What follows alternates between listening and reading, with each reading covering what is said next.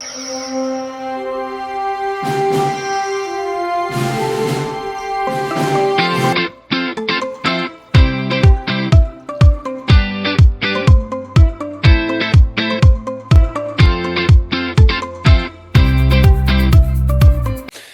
welcome back to another episode of The High Ground. I'm Reed. Matt is currently out for this episode, but I'm sure we'll get along just fine without him for this time. With me, I have JP and Tiffy. They're fellow podcasters who we kind of just stumbled upon each other in the cyberspace/interwebs. And I've had a chance to look over their show off and on over the last couple of weeks. And to be honest, it's definitely a different take than we're used to here on The High Ground. But I think it's if nothing else, it's going to be very educational because, and feel free to correct me, guys. Just some of the movies that I've seen come up that you guys are talking about reviewing, I feel like it's safe to say like they're not just quite off in left field. I feel like they're just very unique and very niche to where it's almost like somebody has to introduce you to them in order to like maybe see them and really know about them. But they end up being those movies that why didn't I discover this 10 years ago and it's instantly a favorite. Does that sound about right? Well, to a certain degree, yes, and that's something.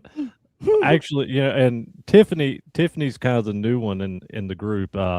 Ryan and I have been doing this show for almost 3 years now. And that was one thing that I was pretty adamant about, that I wanted to bring movies in that I grew up watching that were kind of forgotten films that I grew up watching a lot of USA Up All Night and just a lot of video rentals, in the 80s and 90s. And so just a lot of that obscure direct-to-video stuff that some of it don't even have DVD releases. That's just stuff that's gotten forgotten. And so there's always been that part of it from the beginning with wanting to talk about some of these forgotten films and review them. But then there's the flip side of we want to do mainstream films as well. So we do a little bit of everything. And and past almost 3 years now, we've done the CineNerds Podcast show on every Thursday.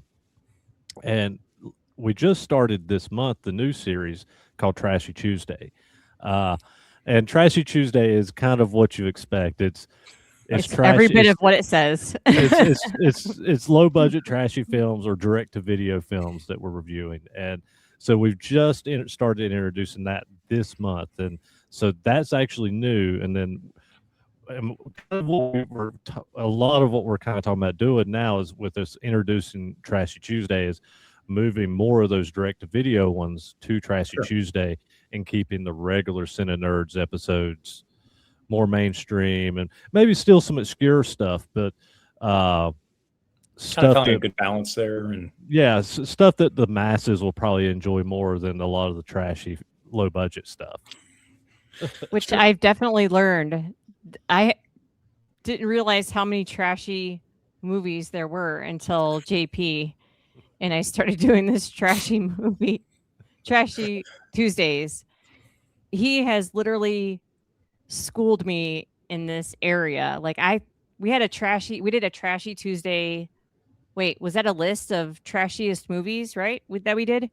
We did a top 5 like top picks. Kind of right, episode. And mine were so tame compared to JP's that his made mine look like Toy Story or something like that. Oh yes, definitely.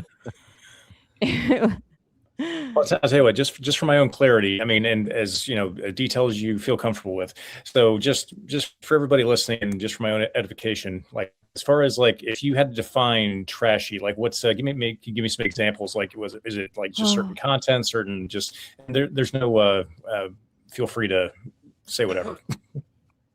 Well, I think the idea was to do just trashy films, but I think it expands, and that's kind of what we talked with Ryan and Tiff. We all kind of talked. I think it expands further than just trashy films, even though that's what we're calling the show. And when I think of trashy films, I think of stuff like Space Babes from Outer Space. I don't know. Curse of the Queer Wolf, which we gets mentioned a lot on our show. The Party Animal, even Porky's. You could even throw Porky's Sure. and stuff like that into it, or even Police Academy. Police Academy, I think, would fall under a trashy It film. But I think outside of it being blatantly a trashy film, I think the expansion on that is it doesn't necessarily have to be trashy as much as it needs to be a direct to video type film. So I mean, you could expand onto that from, you could do Space Babes from Outer Space one week, and then you could do The Taking of Beverly Hills or Prayer of the Roller Boys or films like that were a little more obscure but were direct to video but kind of really good films. Yeah, I think that's the line. That's kind of what I told what we've discussed is, I think the line is, it needs to be blatantly trashy, deliberately trashy, or it needs to be direct to video. That makes sense. And just I guess just my own curiosity, I guess the first thing I think of when I think direct to video is like, you'll have like movies like I don't know why it comes to mind first, but you remember the Scorpion King with The Rock that it was like early 2000s when it came out. Okay, that had like 3 or 4 sequels after it, but I think they were all direct to video as well. And it's like you didn't hear anything about it. You just randomly saw them, and maybe in like a McDonald's a Walmart $5 bin or something. And it's like, wait, there's a third one to this, or just things like that. Yeah. To where I almost feel like that almost might be like a slight niche within what you're describing, where it's like, okay, it started off with something that got a lot more press, but then it kind of, whether it be budget reasons, actor reasons, whatever, it kind of. I think it still falls under that, and to be kind of specific, I'm pretty sure some of those Scorpion King sequels Don Michael Paul directed. I think I may be wrong on that, but I'm pretty sure I doubt you're wrong. I'm pretty sure he directed at least 1 or 2 of them. And I'm a massive Don Michael Paul fan, and if you don't know who he is, he did the early 90s, late 80s movie Robot Wars. He did Winners Take All. He did Rolling Vengeance. He was an actor in all these films, but then he moved on into directing, and he did stuff like direct to video sequels. So he did some of the Death Race sequels. He did some of the Tremors sequels. He's expanded this. I'm pretty sure he did some of the Scorpion King sequels. So, talking about that, where I think Tremors would be a CineNerds podcast episode. I put it as a trashy top. Tremors 5, which is a Don Michael Paul directed film, would probably fall under trashy Tuesday, even though I think that's a good film. It is. And that's, by the way, that's where JP gets all of his movies, is from the Walmart $5 bin. That's not true. I'm just kidding. The amount of, especially, I mean, it hasn't been so many in recent years. I've slowly, my physical media is slightly tapered off, admittedly, which, maybe not necessarily the best thing, but that's a different discussion.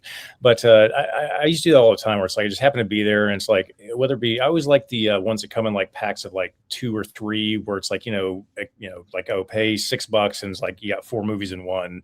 I always kind of sort through and occasionally find a few gems in there, just like, oh, I don't have that one, and oh, this is my 3rd copy of this, but it also comes with X, Y, and Z for $5. Okay, looks like I'm getting that.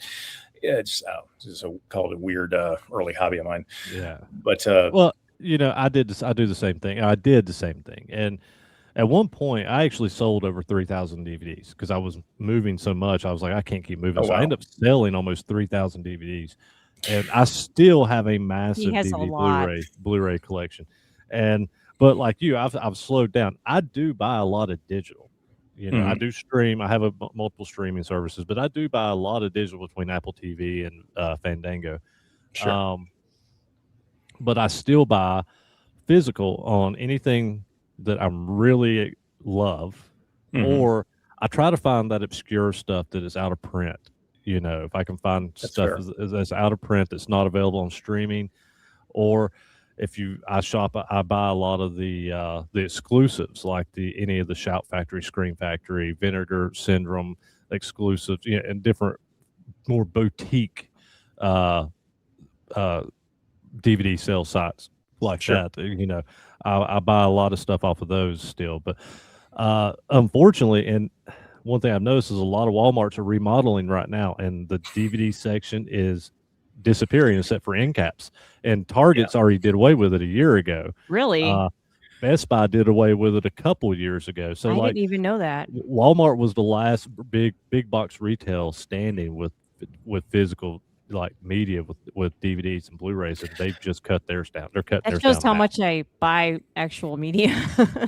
Well, see, I feel like that's kind of weird because I've noticed the exact same thing, and it's like I feel like they're almost doing themselves a disservice because, I mean, the amount of stuff that I used to go into either Walmart or another store to buy, it's like okay, kind of like that. That's they're slowly shifting elsewhere or doing away with it, but it's like I can't even remember the last time, apart from maybe groceries, that's like the main reason I'll go to like, a physical store anymore. It's like most of the stuff, it's either, Amazon Prime or just, I don't know. It's just, I feel like that's just as a culture, that's what we kind of shifted to. And even, even groceries now, they're slowly kind of getting into that as well. And but all those things you actually went there for, but it's like they're slowly doing away of. So it's, I don't know. I guess I'm kind of interested to see in the future just how that kind of plays out. Well, I think what's going to happen is Shout Factory and companies like that are going to have the market. They're going to take that physical media market, especially with the big retailers doing away. And even like a lot of the stuff you get on Amazon, it comes from those sites. They're just sellers on Amazon. So like a lot of times if you ordered this 4K, a lot of times it's coming from Shout Factory. So or Vinegar Syndrome or and those are the two ones I'm thinking of right now. But there's Umbrella. Umbrella is another big one. There's a bunch of those out there. And I think more of these specialty, DVD pages are going to corner the market on this. And for guys like us anyway. Now, I think the masses, with the big boxes doing away with it, they're all going to fall under streaming and they're not going to pay attention. But the people who are still buying, Shout Factory and companies like that are going to corner the market on it. It's going to go the way of the Blockbuster. We're screwed. See, that's one of those sad cultural things. Because like, I mean, it's like I feel like I'm at the perfect age to where I grew up just before the internet started taking over and everything did, but still young enough to where okay, I can easily use it, integrate it day-to-day life. But even something like that, the amount of times I went to, I loved Family Video. Oh yeah, and just the amount of time. I mean, not only the rentals, but also I used to go in because I love Voodoo/Fandango or whatever the company's called now. Yeah. And I always used to have family members that went and bought Blu-rays, and I'd ask them for the code because they just usually just threw them away or didn't use them. So it's like, all right, cool, I'll take the movie. But they always had that right up at the front where they were just selling the codes for like $1 or $2, $3 or whatever. And so I always used to load up on those and go back every month to see if they had anything new. But yeah, just I don't know, something, and maybe that's just a generational thing where it's like you kind of miss that, physically going there. It's just something about the experience. To me, it's almost like the experience of not nearly as big, but almost like the experience of going to a movie theater. Could I stream it at home? Sure, I can. But it's something about just going there, physically being there, being immersed in it. You're not distracted by other things. You can't hit pause. It's just, I don't know, something unique that I think you can't really get elsewhere. Yeah, I really miss going. I'm sorry, JP. I didn't. Go ahead. I was just gonna say I really miss the experience of going to the Family Video or going to the Blockbuster, taking my kids, letting them pick out their stuff. Like that was a big family thing. Or going with my family, they would let me pick out stuff for the weekend. It was just I miss that. I honestly don't get to the movie theater too often these days because it's so very expensive when we go. Yeah. We have so many people in our family and we just can't go alone. My husband and I, we have to bring everybody. So it's easily a $200 drop, $200 right there. So we don't get really to the movies anymore. So we're end up streaming them at home, which I talk through a lot of the movies anyway. So I don't know. I don't know when Family Video shut down in your area, but I know in the Akron, Cleveland area, because I was still living up there at the time. Well, I just literally moved back to North Carolina a month or two ago, but Family Video was still there up until COVID. In Akron, Cleveland. Yeah, we still have Family Videos in Akron, Cleveland until COVID. They shut down during COVID. They didn't make it through COVID. That sounds about right for here too, because we had one that was like right down the street from the last house we lived at, and yeah, it was. I want to say it was probably maybe right around or maybe just after COVID when I got turned into a Dollar General or something. But it's right about that same time. Maybe that was I haven't just seen a family video in like 10 years. Yeah, I haven't no, seen one here ever. Not where I live now. They're I've they're never not seen- they wasn't down south where we're at, I but didn't think up so. there they were a Midwest thing, and like I was when I first moved from North Carolina to Ohio in 2013. I saw those family videos everywhere, and I was like, "You gotta be kidding me! These top places are still existing up here because none of that was down here. It was already all those are already shut down here." So I was like blown away that this family video chain was all around the Cleveland and Akron area, and Did you go yeah. in? I Hell did a yeah. time or two. But I didn't go in there much. But mainly just because I buy so much and and whatnot. But Maybe you hop timelines. I literally had a family video like 2 miles from my house in Cuyahoga Falls up until COVID. Well, I don't know why this made me think of this, but my wife and I, when we were on our honeymoon, God, it's been over 10 years ago now. We went down to Gatlinburg, Tennessee, and we had rented a cabin for the week, and we stopped by this convenience store, and they had this. I guess off-brand Redbox is the best way I could describe it. I always thought like Redbox was the they had the market on those little kiosk movie rentals, but I don't know whether it was just a one-off thing or if it's an actual thing across the country where it's like, oh, same kind of machine as some really weird off generic brand where same kind of movie rental system where it's like, oh, I didn't know that existed. That's kind of weird. It's probably gone now, but yeah, I only remember the red boxes, and I don't even think the red boxes exist anymore. I think they're gone now. Oh God, no. Did you know some of them are still around and they still have the movies in them and they were just like left there? Really? So people, yes, I did not. People have been pulling them from the places because they didn't pick them up. The Redbox place never came and got them. So people have been taking them, the whole thing, and taking them home and getting the movies out somehow. I thought that was insane. I was like, I can't believe this is happening. And then I was like, where can I find one? I automatically looked up, where can I find a Redbox near me? And I was like, no, this isn't good. See, now I want to go look up exactly, how the company kind of fizzled out. And like, if that's, if that happened in a lot of places, it's like, okay, what happened? The company shut down overnight and then they never had time to do cleanup or sell off their inventory, or it's just like, because they were too far spread and there's like, it would have cost too much money to go and get them. They were like, it's too much work. Just leave it. Probably. Yep. Why? Just leave it. Yeah. And probably all the movies that's in it's on streaming now anyway. Well, that's fair. Well, true. And it's one thing I've noticed with and I could be, if you're as a fellow Voodoo/Fandango connoisseur, I've always noticed that if because the licensing gets switched around, it gets rotated every so often between studios and different services. I always find it interesting. It's like, oh, the things that are on sale the most, like on Vudu or Fandango, it's like, oh, it's they're movies that you can stream or in HBO Max or Disney or whatever. But it's always kind of like your point earlier. It's those really obscure ones you try to find. Oh, you can find it, you can download it, but it's like $20-30 for like a 30-year-old movie, and part of it is because you can't get it anywhere else. Say, okay, I see what you're doing there. I wanted to say something, but we have that coming up on the next Trashy Tuesday, so I can't really unleash that. But Fandango, they used to have this one section on there that I shopped all the time, and they just recently, and I'm sure you noticed, they updated their website like a month or two ago. But it was one section on it called first time on streaming.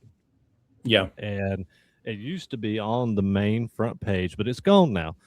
I shopped that all the time because there was always like these old obscure films that would pop up that was never available on streaming before. And I literally shopped that section all the time, and I've been so upset that they took that off. It kind of makes you think there's got to be. Sorry. No, you're good. It kind of makes you think there's got to be at least one guy out there who's that's his sole job in life to take, go find movies that are not digitally stored anywhere and literally just taking the disc and just trying to, going back to, disc burning from the early 2000s. It's like, okay, that's your job. Just make them digital. And then the studios can go do what they want with them. Yeah. It's JP's new job. There's so many old films like that I would love to see, actually hit streaming and, in some capacity. There's so many older films, very specifically films from the 80s that I always fondly remember and I love that just aren't available. And some of, like I said, some of them never got DVD releases or anything. Like the newest version you could get was be like an old VHS. And so like some of those I would love to see digitally remastered and put to streaming in some capacity. Well, and I can't even. Well, you can't. It's almost like there's like a weird gap. It's like there's got to be once again somebody's sole job in life is to decide, okay, which ones get moved over first, which ones last, because you can go on there and find like, oh, here's a classic movie from like the 60s, the 50s or even earlier, and it's like however much it costs, but then like you said to your point, it's almost like this black hole of whether it be 70s to the early 90s of just ones that maybe they're eventually on the list, maybe they just haven't gotten there yet, or I guess one of them going to be interested to see like, okay, what all goes into that decision making. I think a lot of it is copyright issues. I think a lot of it's copyright issues. I think a lot of it's lost masters. The masters, copyright issues, but then the lost masters. Like, it's hard to remaster something if you don't have those original, reels. And so I think that's a lot of what I think the combination of both things, or just even some of these that were, and if you remember, or if you even realize or know, like the 80s had this big boom with independent directors. Oh yeah. So what happened was these studios would literally buy almost anything from these independent directors that did these films. And they would just put it out. They'd put it through distribution just so they could push it out to movie rental places. And so my thought process on this is why some of these movies have disappeared is because nobody even stayed in contact with some of these directors because they were the independent directors. And so this stuff is just lost content. Oh, yeah. They may have made quite a bit of money on rental. It may be stuff that I remember or you remember or some X person over here might remember, but it's just lost to time. Yeah. Well, it's also kind of interesting because I mean, if you think the technology lines up with that timeline in the sense of, you think of like there's one show where it's like the whole premise is the kid is walking around in the 80s and he's got a video camera, so he's like filming his family constantly, and it's like okay, it was right about right about that time where okay, the technology became available for to make your own kind of movies like that, whereas 5-10 years prior, it's like okay, it's either too expensive, it's not practically out there, you can't just go buy it somewhere, and but like I said, early mid 80s, okay, the technology's around. So then you have people, like you said, just going around, start making their own films, stuff at home, stuff with their friends or whatever, just enjoying it and having fun. And no, I mean, it sounds pretty spot on. Yeah. Well, and if you move 5 to 10 years prior to that, films, like I said, a lot of people didn't have the ease of the technology, but even more so, people didn't have access to watch these films. And so most films you saw were either on the 3 network channels that you had, or you had to go to the movie theater. Yeah. So like if you wanted to see Night of the Living Dead, most of the time you had to go to a movie theater to see Night of the Living Dead until you fast forward to the 80s when VHS came out and movie rental places came out. Then that's when the studios were like, oh, there's money in this. Let's just get as many films out there as possible for people to rent. Where before you were limited to theaters, or ABC, NBC, CBS, and maybe a local access channel, in the 70s, because there wasn't a lot of channels back then. There wasn't satellite, there wasn't cable, Right. it was just network TV. So that was the shift. And I think that's where a lot of stuff got lost. They were just putting everything they could out from all these independent directors, big studios, and I think a lot of shit just got lost. And to time at this point, it was like Oh yeah. it's forgotten, and then you're in the now where everything's on digital and these films aren't being processed to digital because they're just lost to time. That's sad. Just a bit, and it's like, well, and I'd almost argue that there's almost a resurgence of that. I want to say, and feel free to correct me if you know the exact answer, but when was right about the time when like cable started becoming like a thing, like just cable? I mean, cable TV. Cable, I think It's cable been was in around. the 80s. Cable Right. kind of started in the 80s some point. Well, but you got to think I think that was still the infancy even That with was- cable because You had to pay you a had- lot too. well, you had to pay a lot, but it was still the infancy because a lot of your channels were new network channels. Like USA was a new channel in the mid 80s. MTV was early 80s, and Cartoon Network wasn't even a thing until the 90s. Fox, Right. A lot of people think Fox. This is one of the biggest network television networks out there. They wasn't around until 89 or 90. Well, the point I was trying to make was I feel like there's almost like a resurgence because right about the time cable came out, okay, suddenly you had all these different channels and those new networks that are popping up. I feel like the train of thought is okay. It's we have it on all the time. We need new content, and I feel like there's only so much. At least at that time, there's only so much in the well you could tap into, and so maybe like you were mentioning before, then they start reaching out to more independent directors and just search for content. And that's what happened with some of those networks, even USA. That's how USA Up All Night was born, was because Yes. USA didn't have enough content. And so they went to all these independent studios and independent directors and studios like Troma and studios like that. And they knew they could get these movies cheap, air them on their network because they didn't have enough originals or content, to run.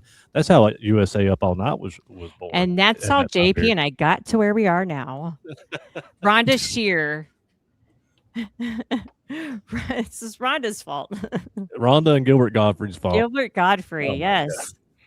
And that's They introduced me to Hell Came to Frogtown and Hell Came to Toxic, Frogtown. Toxic Avenger and all this fun stuff, Radioactive Dreams, and I'm still here for it. Yeah, we are. And I watched all the Saturday night or Saturday. Oh my gosh, I just lost my train of thought. But I watched all those, and I don't remember Hell Came to Frogtown to save my life. Okay, Oh, it was on there.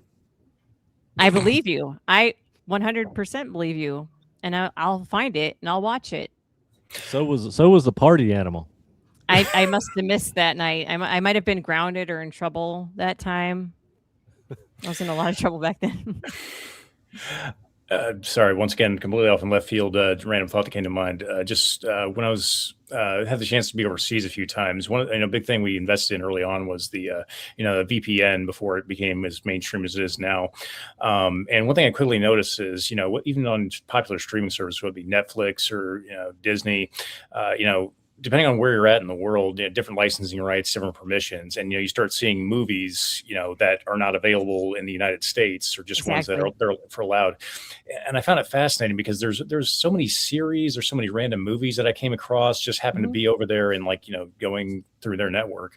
And it's like, oh wow, I would have never seen this otherwise. And now it's almost like it almost feel like it'd be a weird treasure hunt on your guys' part of like, okay, and somehow connect the get the VPN. Okay, what can we find that's out there that I can't, it's not available here, but something I can watch that might be a little more obscure and almost another kind of niche to tap into. Oh, And I find those. I'm sure like and that's, I know that like different countries have different, like if they have Disney Plus in England, and a lot of the lineups are different. They have different films available. I would love to see what a lot of these streaming services are in Germany specifically. Because and I don't know if you guys know this, but Germany always seems to have those obscure films specially released exclusively just for Germany on DVD or Blu-ray and this and that. And so I would be interested to see what they actually have on their streaming services. I would be too. I kind of want to really do this now. Thank you. Hey, that's why I love doing us, this. You gave us something to do, something else to do. It's like, what comes to mind? Okay, there's two that comes to mind because the most recent tour I went, I was in Kosovo, and there was one. It was a documentary series on Netflix. It was something like it was talking about like great conquerors X, Y, and Z. Just once again, something that popped up over there that ended up loving the series. But there was another one. It was like almost like a horror movie, and I'm sure I'll remember it probably a half hour from now. But it was some kind of horror movie that was like Eastern European made, and we thought, my buddy and I thought it was cool at the time because it said. We were part of the Kosovo forces, blah, blah, blah. And it said, and we actually saw in the movie, they put the people that we were working with, the organization we were working with. So we just thought it was kind of cool little, like, oh, that's neat. That's, see that out in real life. But once again, just one of those, I don't know, just random tidbits that, it's never a boring conversation. It's never a boring watch. Yeah. That's the way I feel every time I watch a military or naval movie and I see a ship. I'm like, oh my gosh, that's a USS blah, blah, blah. I do that all the time. Hang on, Tiff, before I forget this, I got to ask, just you being prior Navy, if you had to pick one movie, what would it be? That was Navy related or anything military related. Oh my gosh, I would have to look that up. Navy SEALs. Well, I like the SEALs movie, of course. I wanted to be a SEAL before I even joined the Navy, and I realized that that's more of a male thing and not so much a female thing. So there's one specifically that I cannot think of off the top of my head that I know I'm going to kick myself in the ass for later because I'm going to be like, oh, it's blah, blah, blah. And I cannot think of it to save my life right now. Oh, man. I know I'm going to remember later. I wonder if it's what I'm thinking. Go ahead. Did you ever watch the TV series The Last Ship? I did not. I've heard of it maybe, but no, I don't think I've ever watched it. It was actually pretty good. I think it was. I'm not cheating right now. It was actually originally, I think, on TNT or TBS or something, but it was basically this naval battleship. It was like one of the last ships still functioning in the world because this virus spread across the world and killed like 90% of the population, and they have the cure on the ship and they're trying to save the world. I remember that. I do remember that. Yes. It's actually a really good series, and it stars what's his name that just passed, Dane. What's his name? If you got it open, the main guy. His last name's Dane. Hold on, I'm not that quick. You know that. Pressure. If you had it open. I didn't. I was trying to find mine, not yours. I'll tell you what. Does this one come to mind? I'm just going to say the name. And this might be Eric Dane, who just passed away a few months ago or last year. Actually found mine. Mine was U571. God, that's been like 15 years, I think. Yeah, that's how old I am. Thank you. But Eric Dane started in it, and he was in Charmed. He was in X-Men Last Stand. Oh yeah. He was in Feast. He was in Feast. He was in a lot of stuff. He just passed away. When was it? Just says 2026. Oh, February 19th, 2026. So he just passed away a handful of months ago. That's like crazy. He was young. He was young too. Well, now that makes me feel even worse and older. You're like what, 26? You'd be all right. Thank you. Yes, I am. Plus 20 years. Exactly. I tell you what, this is probably blasphemous because I don't know, maybe it's too mainstream or just probably because it's so goofy. But one that always comes to mind. I used to watch it with my my grandfather-in-law, my wife's grandpa, down Periscope. And it's one I can still infinitely rewatch. Kelsey Grammer, I just, maybe it's, it's goofy. It's, every stereotype you can think of, but I don't know. It just, especially seeing Kelsey Grammer in, was it the guy from Shameless played Frank, William H. Macy, them so young. Yes. I love Shameless. It's one of my favorite shows. I literally spent the entire first season, like every single episode. It's almost like Game of Thrones, but I mean, what I mean by that is it's like every episode right at the end has you going, what the fuck? And somehow they raise the bar every single episode to where you're 8 seasons in or whatever it is, and somehow they just 11. keep doing it. There's 11 seasons. I mean, there are 11 seasons. Yes, I have seen every episode of Shameless probably 20 times, me too. and it's been by force. Like, I actually am not a fan of the show. What?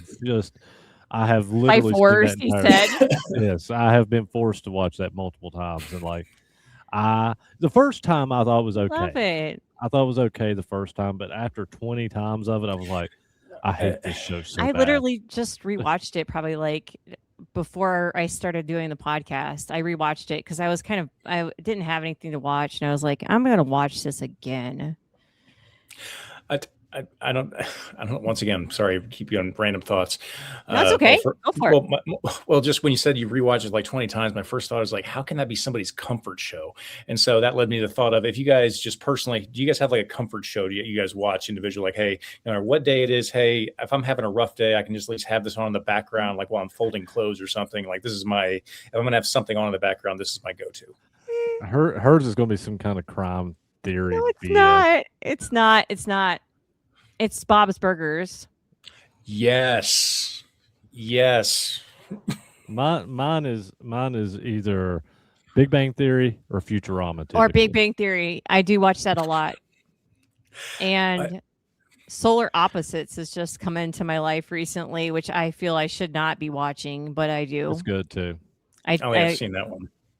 It's like Rick and Morty, but with aliens. Okay. Mhm. And very, very Rick and not Morty, appropriate for anybody. Yes. Well, Very it's Rick and Morty. it's done by the same same creator. guys, the same creators that did Rick and Morty.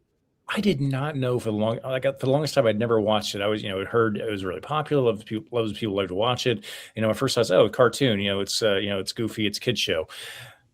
Yeah, how wrong I was. I was like probably the last person in the state on that particular bandwagon. It's still, I mean, I have to give nothing else to the writers of that. They can get away with a lot more, obviously, because it's animated, but just some of the directions that it takes, and like, I feel like you have to have the comedic value in the writing, but you also have to have like the infinite parallel universe structure of just all the craziness and just that can somehow be wrapped into one storyline. And then, going back to Bob's Burgers for a second, just having at least half the same cast that are on Bob's Burgers, and then another favorite show of mine, Archer. It's always kind of fun seeing the different voices across different shows. I absolutely love that show. And you don't even want to ask my husband how many times I have been through all, I think, 15 seasons. It's constantly playing in my room while he's out here playing his games. That's how I am. Yeah, that's how I am with Futurama. Futurama is literally just all the time with me. Yes. I also connect a lot of real life things to Bob's Burgers too. So I'll come up and tell my husband some random stuff that I saw and that happened to me one day that was just like this one time that happened to Bob and Linda. And he's just like, I don't know how you connect those dots randomly, but I do. The amount of times I've just seen it pop up on like my TikTok algorithm or something, like just a random scene, or what was the opening for the pilot? It's like, oh, this is never mind. I'm not gonna, but it's definitely cemented there in the zeitgeist. I'll tell you what, going back and once again, random thought. You said Big Bang Theory is definitely on replay. It is completely on my house, and it's probably the most replayed thing, but not because anybody necessarily watches it, but it's because, two reasons. One, I'm the only person in my house that enjoys and can sleep with like complete silence in the room, maybe minus that's a my fan. husband.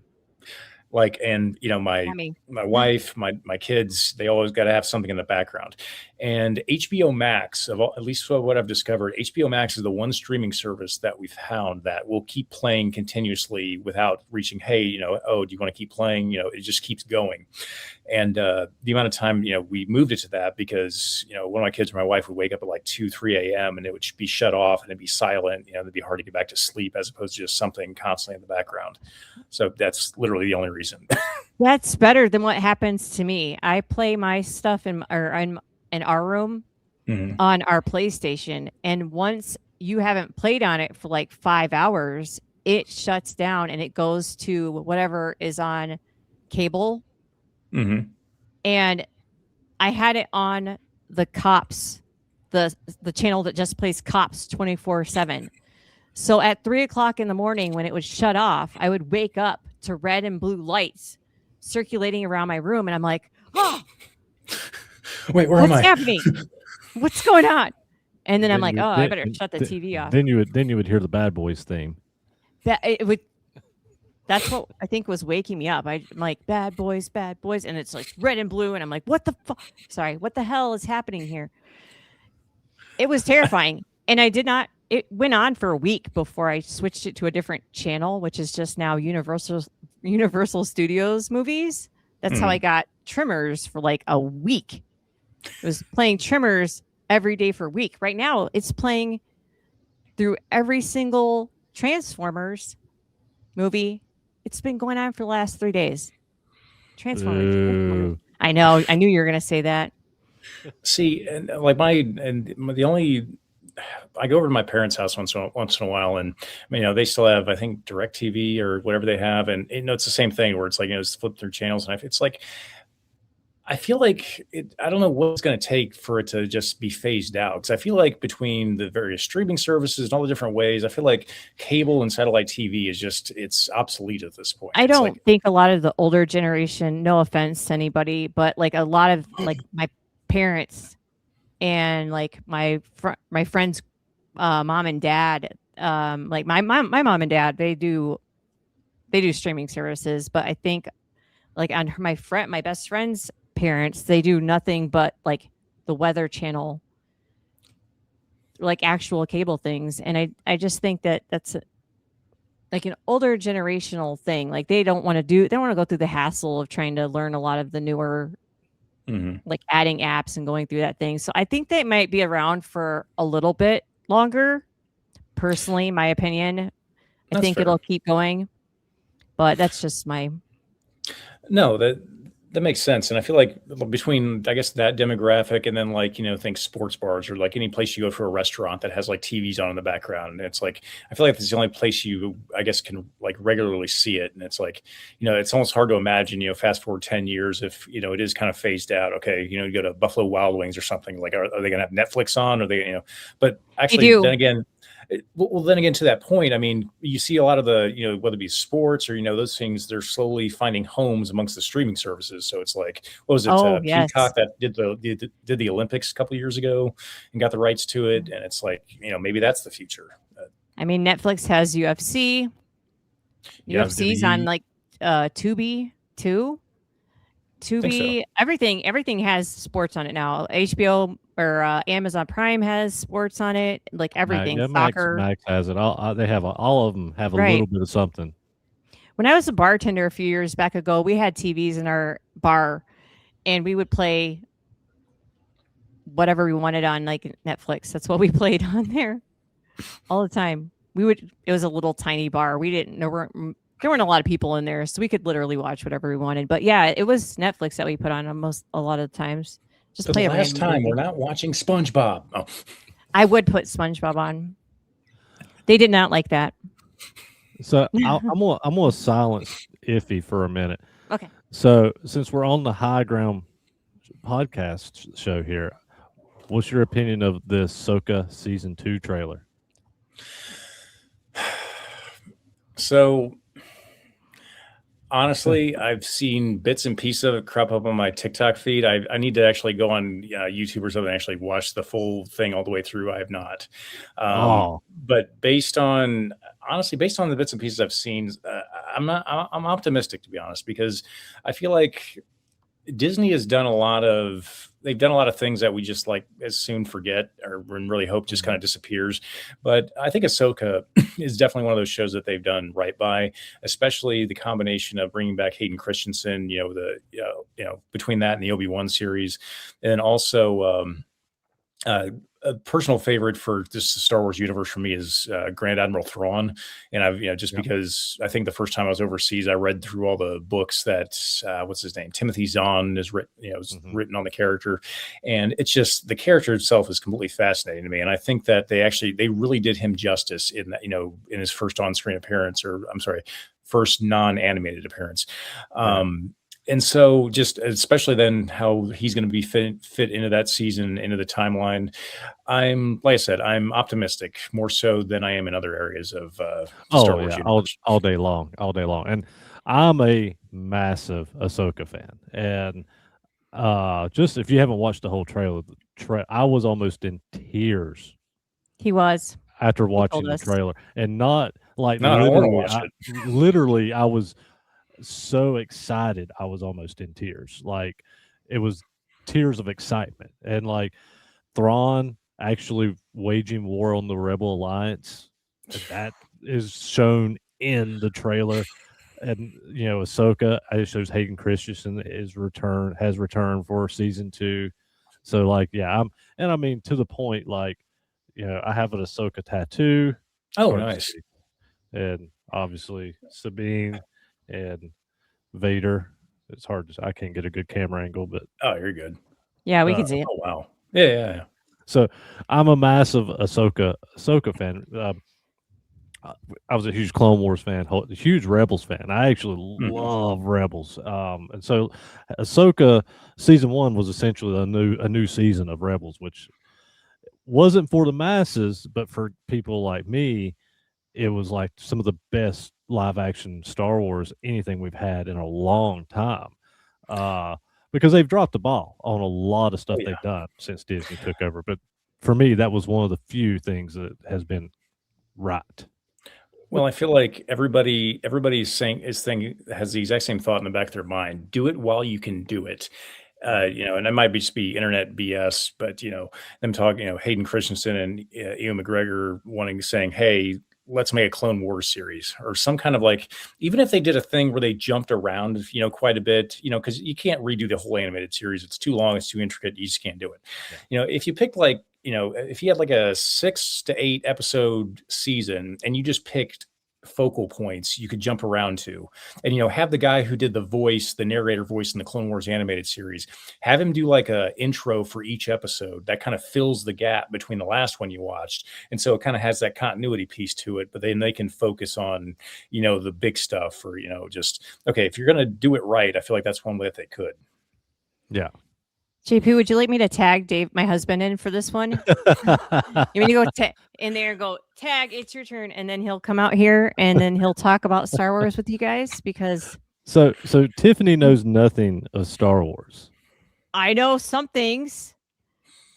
I just don't retain them all in my head like that. Tell us the one thing. Tell us the one thing. Well, I have a cat named BB-8. That's because of your husband. That's true.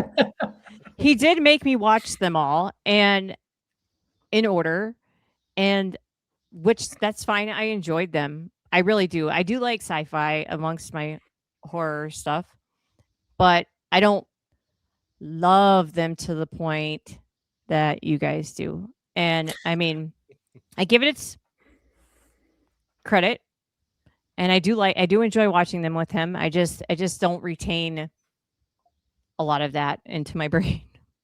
Well, I'll tell you what, to that point, I occasionally just write little things that come to mind. But one of the things I was going to ask, just because I feel like it does come up quite a bit on your guys' show, just kind of that the horror movie genre and just kind of that aspect of it. If you just personally, once again, I'm not trying to put you on the spot. It's more of just I guess whatever comes to mind.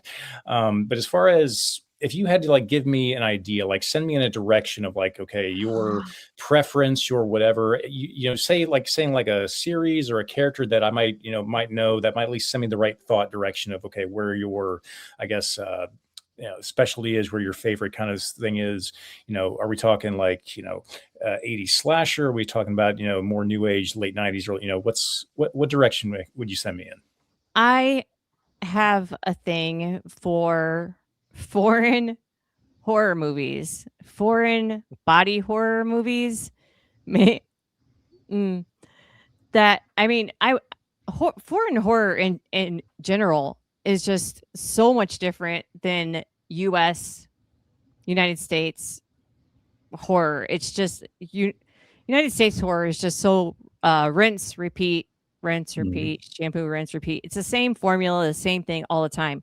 But what I find with a lot of the horror movies, they're out there. Like they are out there. Like we've seen some intense stuff since I've joined, because I pick some really like unhinged stuff for them to watch because they give it back to me, actually.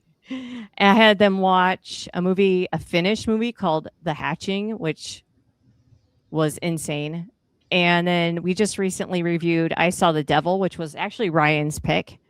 And because he was like, oh, now that you've unleashed the foreign horror beast, like, let's get into it, So I don't know if you've seen that movie. I don't know. I don't think I have, no. That's a watch. I was not a fan of Hatching, but No, I saw he was the Devil. not. I Saw the Devil was really good. JP doesn't like a lot of my movies. And the guy that directed I Saw the Devil, you might know these if you don't know. Did you ever see the movie or remember the movie The Good, the Bad, and the Weird? It's been a while, but yes. The same director did that. He also did Arnold Schwarzenegger's Last Stand. Oh, wow. So, which I think we have coming up. We did. We just reviewed it Last Stand, but it comes out in a few weeks. Yes. That's another one of those random ones that was it Last Stand? Okay, it was Last Stand and the movie Sabotage that he did. I don't know. It randomly made it on my radar a few years back, and just once again, one of those that didn't get the most press in the world, but I thought it was I'm just also a Schwarzenegger fan just in general, so that probably doesn't. So is he. So is he. Was it? I don't mean to speak for you, JP. I just know I've learned a lot about JP in the last, like a lot more about JP in the last 5 months, 5 months or so that we've been doing this now. So Well, that's the beauty of it. I mean, sure, love putting stuff out there for other people to watch, but also, I mean, just get to know other people more. I mean, heck, that's why, I was talking to somebody a couple of days ago. I mean, that's why I love doing this, to where, just meeting you guys, get to talk for a little bit, people I would have never met otherwise, and just, and I love it. And just, I guess, before I forget again, you guys mentioned how you guys are kind of all over the place and from different areas. Were you guys like originally like friends before, like from a similar area, and everybody just spread out, or do you just randomly find each other, or like how'd that work out exactly? Oh, well, Ryan and I had met years ago through the music industry, because like I said, he was the general manager at the Agora. Sure. So I knew Ryan and we knew each other, but we wasn't friends. We just knew each other because in passing, having to do with music. And it was finally about 3 or 4 years ago, we actually kind of connected and became actually friends, not that we wasn't friends before, but we just wasn't, it was more acquaintances that we just passed each other. It's like we knew who each other was. It was like we knew who each other was, because of shows that I would do at his venue. And, but 3 or 4 years ago or so, we actually started becoming friends. And so the idea of me, I actually had been talking about starting an actual podcast for years. I just couldn't ever find the right people. And then the thing was at the time I wanted to do everything in studio, so we wasn't doing it over the internet like this, because you feed off of each other better in person. And so Ryan had actually messaged me. Well, actually the thing was, but I kind of people started pushing me to actually start the show. And at this point, I started getting messages from people like, you need to do this, you need to do this. And even Tiffany had actually messaged me. And I was like, well, and I even told her, I was like, well, I want to do stuff in studio but if I do stuff over the internet, I'll hit you up. When I do move that direction, I'll hit you up. So, and it was about the same time Ryan had actually messaged me and said, "Hey, we have enough in common. We have, a lot of that same interest. Let's do this, and we can do it all in studio." And at the time, we had another host with us that hated everything. So we was like, "Well, this is going to be like really cool because we can play off of mine and Ryan's really nerdiness, because between me and Ryan, we're pretty versed in all genres. Like we love sci-fi, we love horror, we love comedy, we love anime, we love every kind of genre." And our other co-host we had hated everything except for comedies, and we was like, this would be a great dynamic for a show. Like, we're going to be really nerdy, we're going to make him watch these really messed up movies, and he's going to hate it, and he's going to bitch about it and complain, and it's going to be funny.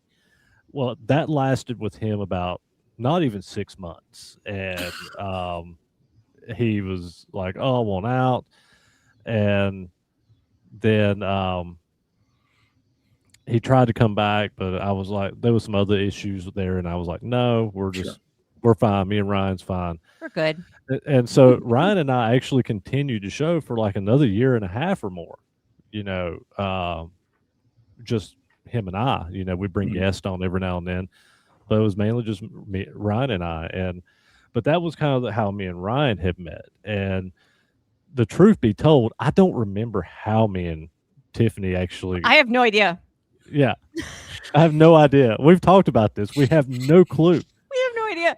We have a lot of friends in common. Yeah, I figure it had to do with a band I was in at some point or something. We had a lot of mutuals because of the band, you being in the band, and I would see you pop up, and I would just like reach out here and there, like your stuff, whatever. And then one of my daughter had asked me, like, "How do you even know GP?" And I was like, "We don't know.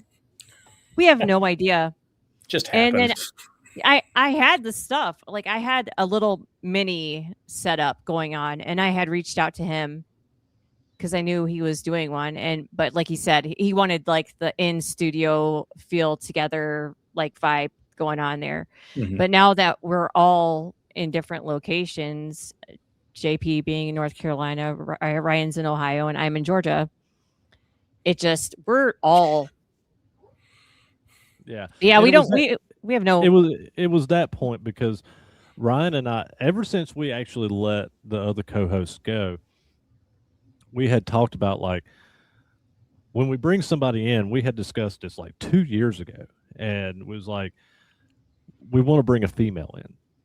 Sure. Because we want that female perspective, and we wanted somebody that could bring a female perspective, and we also wanted somebody we could argue with.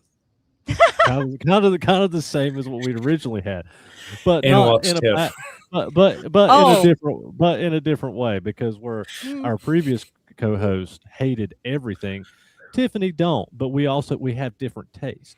And so I think that makes for a better dynamic. Even Tiffany worries about if I'm going to hate something, but I do. I'm all for it. You know why? Because it makes for great content while we're filming. If I really hate something, I'm going to tell you. He will tell you, and I'm going to be hard on it. But it's not to hurt her feelings. No, it's because it makes for a better. It makes for a better episode. And we do go back and forth, but. And that was the thing. Once we, and that's what we talked about, was bringing somebody like her in, and we really didn't want another guy. And so you fast forward, almost 2 years later, whenever I was moving to North Carolina, Ryan was so busy with the baseball team. We had just started doing stuff over the internet instead of in person in studio. And at that point, I was like, you know what? Let me contact Tiffany, because she reached out right as I was starting this, and she may be perfect. Let's try her out. And then here we are. Oh, no, you should tell them how you guys messed with me for months.